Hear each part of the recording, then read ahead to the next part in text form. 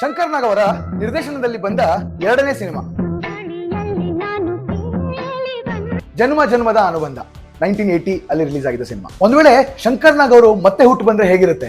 ಈ cinema rebirth ಬಗ್ಗೆ, ಪುನರ್ಜನ್ಮ. ಅನಂತ್ ನಾಗ್ ಅವರು ಡ್ಯೂಯಲ್ ರೋಲ್ ಅಲ್ಲಿ ಕಾಣಿಸ್ಕೋತಾರೆ. ಚಿಕ್ಕ ವಯಸ್ಸಿಂದನೇ ಯಾವುದೋ ನೆನಪು, ಯಾವುದೋ ಘಟನೆ ಅವ್ರನ್ನ ಸದಾ ಕಾಡ್ತಾ ಇರುತ್ತೆ. ಅವಿನಾಶ್ ಅವರು ಆರ್ಕಿಟೆಕ್ಟ್ ಆಗಿರ್ತಾರೆ. ಅವ್ರನ್ನ ಹುಚ್ಚ ವೈದ್ಯರ ಹತ್ರ ಕರ್ಕೊಂಡು ಹೋಗ್ಬೇಕು ಅಂತ ಎಲ್ಲರೂ ಮಾತಾಡ್ಕೋತಾ ಇರ್ತಾರೆ. ಅವರಿಗೆ ಇದು ಪುನರ್ಜನ್ಮದ ನೆನಪು ಅಂತ ಒಂದ್ಸಲ ರಿಯಲೈಸ್ ಆದಾಗ ಎಲ್ಲಾ ಬಿಟ್ಟು ಅವರ ನೆನಪುಗಳು, ಅವರ ಇಂಟ್ಯೂಷನ್ಸ್ ಅಲ್ಲಿ ಇರೋ ಊರು ಯಾವುದು ಅಂತ ಹುಡುಕಿ ಅವರಿಗೆ ಹೋಗ್ತಾರೆ. ಅಲ್ಲಿ ಸಿನಿಮಾ ಬೇರೆ ತಿರುವನ್ನೇ ತಗೊಳುತ್ತೆ.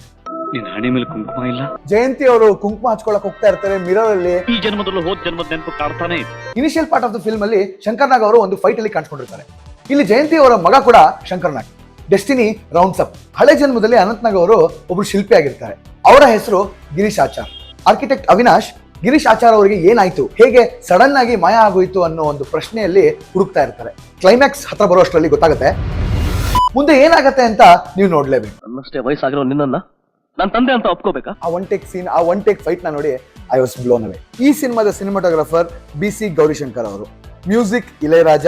ಇಂಥ ಸಿನಿಮಾಗಳು ಹೈ ಕಾನ್ಸೆಪ್ಟ್ ಸ್ಟೋರಿ ಟೆಲ್ಲಿಂಗ್ ನ ಮೇನ್ ಸ್ಟ್ರೀಮಿಗೆ ಬರೋಕಿನ ಮುಂಚೆನೆ ಕನ್ನಡದಲ್ಲಿ ಎಕ್ಸ್ಪೆರಿಮೆಂಟ್ ಮಾಡಿದ್ರು ಅನ್ನೋದನ್ನ ಪ್ರೂವ್ ಮಾಡ್ತವೆ. ಅನಂತ್ ನಾಗ್ ಮತ್ತೆ ಶಂಕರ್ ನಾಗ್ ಅವರ ಕಾಂಬಿನೇಷನ್ ಅಲ್ಲಿ ಬಂದಿರುವ ನಿಮ್ಮ ಫೇವರೇಟ್ ಮೂವಿನ ಕಮೆಂಟ್ಸ್ ಅಲ್ಲಿ ಹಾಕಿ. See you next week guys.